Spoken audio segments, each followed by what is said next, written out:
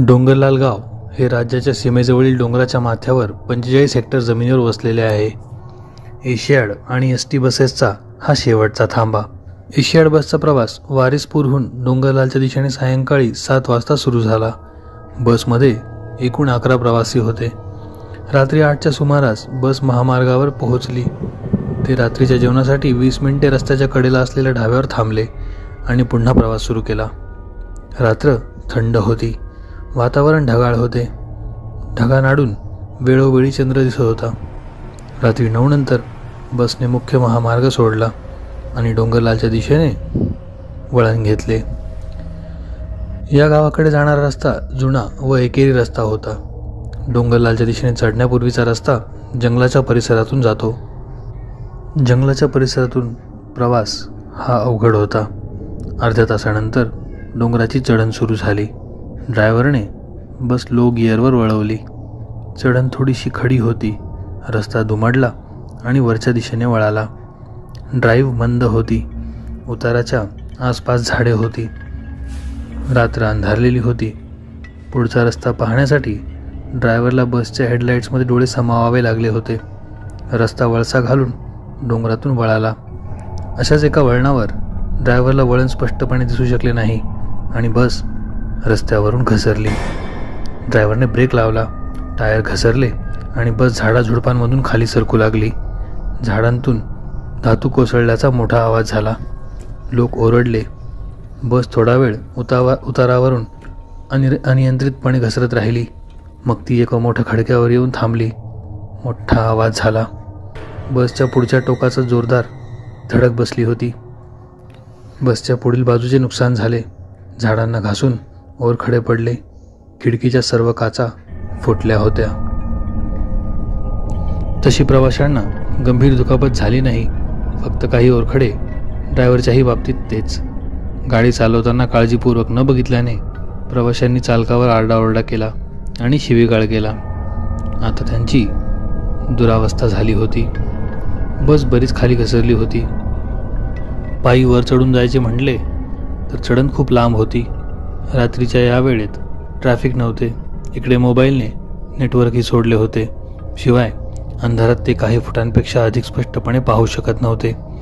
ढगांना अडून अधूनमधून पडणाऱ्या चंद्रप्रकाशाचा तेवढा आधार होता. ड्रायव्हर खिन्न मनाने त्याच्या सीटवरून उठला आणि पॅसेंजर्सच्या एरियात आला. पहिल्या पॅसेंजरच्या सीटच्या डोक्यावर असलेल्या फर्स्ट एड टूल किटमधून त्याने किट काढली. त्याने सर्व पॅसेंजर्समध्ये ते फिरवली. सर्वांनी आपापले प्राथमिक उपचार त्यातून करून घेतले.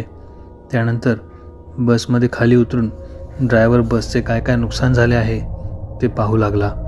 ते सर्व पाहून बसमध्ये चढत असताना अचानक ड्रायव्हर ओरडला. एका बिबट्याने ड्रायव्हरचा पाय धरला होता.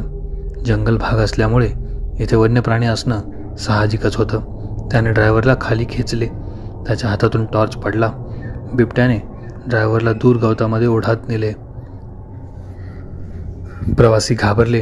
त्यांनी बिबट्याला घाबरवण्यासाठी मोठ्या मोठ्याने आरडाओरडा आणि किंकाळ्या फोडल्या, पण त्याच्यावर काहीच प्रभाव झाला नाही. काही वेळाने ड्रायव्हरचे किंचाळणे थांबले. बिबट्या इतक्या जोरात ओरडला की आता सर्व प्रवासी गप्प झाले. बिबट्याने ड्रायव्हरला गवताच्या उतारात ओढल्याचा आवाज आला आणि सर्व काही शांत झाले. वेळेचं गांभीर्य लक्षात घेत एक प्रवासी तात्काळ पुढे आला आणि त्याने गाडीचा दरवाजा बंद केला. सर्व घाबरले. आपापसात कुजबुजत ते बोलत होते. त्यांनी ठरवलं की सर्वांनी हात धरून हा रस्ता गाठायचा. वरपर्यंत पोहोचणे त्यांना खूप गरजेचे होते. वर पोहोचल्यानंतरच एखादी लिफ्ट त्यांना मिळू शकली असती. सर्वांनी आपापल्या फोनची टॉर्च सुरू केली. त्यांना असे वाटत होते की आपण जर सर्वजण एक सोबत राहिलो तर बहुधा बिबट्या आपल्यावर हल्ला करणार नाही. एव्हाना रात्र बरीच झाली होती. गवताळ भाग असल्यामुळे आता दवबिंदूमुळे गवतावरनं पाय सटकू लागले होते आणि ह्याच प्रकारे सर्व प्रवासी वरच्या दिशेने कूच करत होते. चढण चढत असताना आपण बरोबर दिशेने चढतोय की चुकीच्या ह्याची कुणालाच खात्री नव्हती.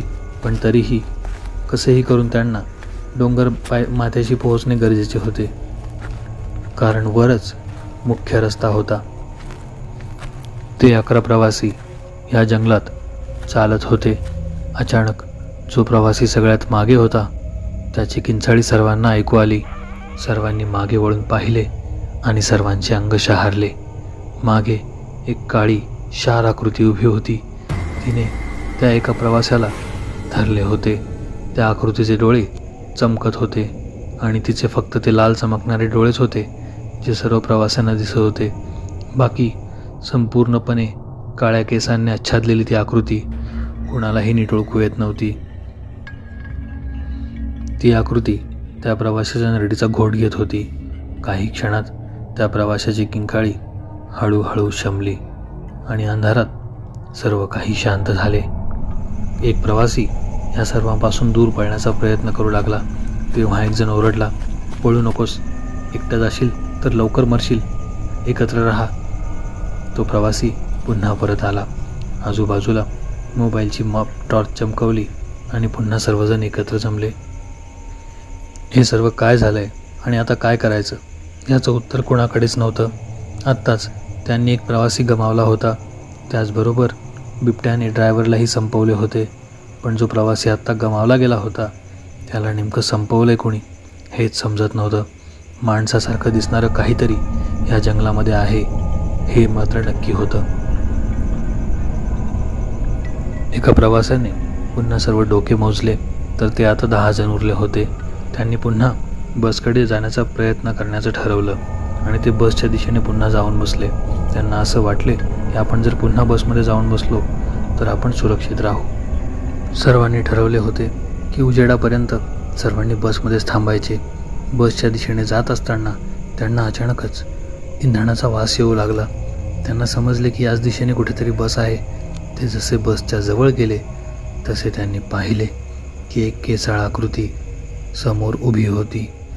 एखाद्या लांडग्याप्रमाणे दिसणारी ती आकृती 2 पायांवर उभी होती. सर्वांना कळून चुकले की हा एक नरभक्षक आहे. ते 10 प्रवासी त्या नरभक्षकाकडे एकटक पाहत होते. त्यांना सुचत नव्हते की आता काय करावे. तो नरभक्षक एक एक पाऊल त्यांच्या जवळ येत होता. तेवढ्यात एका प्रवाशाने असं काहीतरी केलं जे त्याने करायला नको होतं. त्याने जवळ असलेल्या एक मोठा दगड हातात घेऊन त्या प्राण्याच्या दिशेने भिरकावला. तो दगड सरळ त्याच्या छातीवर जाऊन लागला आणि एक मोठी किंकाळी त्या प्राण्याने फोडली. त्या प्रवाशाच्या या मूर्खपणावर सर्वजण चिडले होते आणि सर्वांना माहीत होतं की आता काहीतरी अघटित घडणार आहे.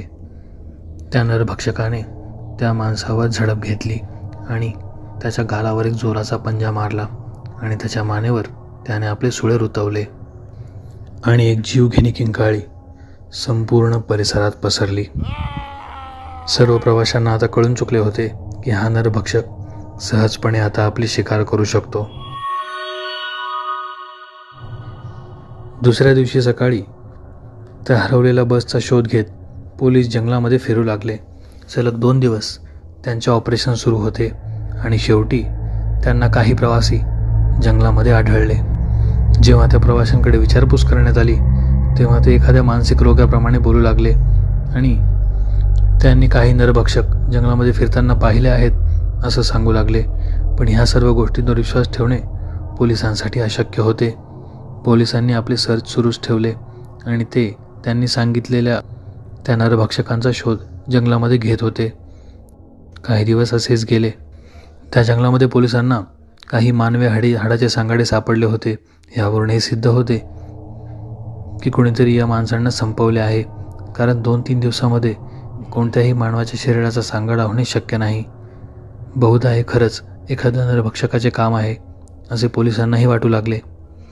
शेवटी पोलिसांनी आपले काही पोलीस डॉग्स त्या जंगलामध्ये सोडले.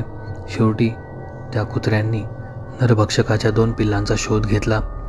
2 लहान लहान मुलं त्यांना दिसले जे शरीराने अजिबात मानव वाटत नव्हते.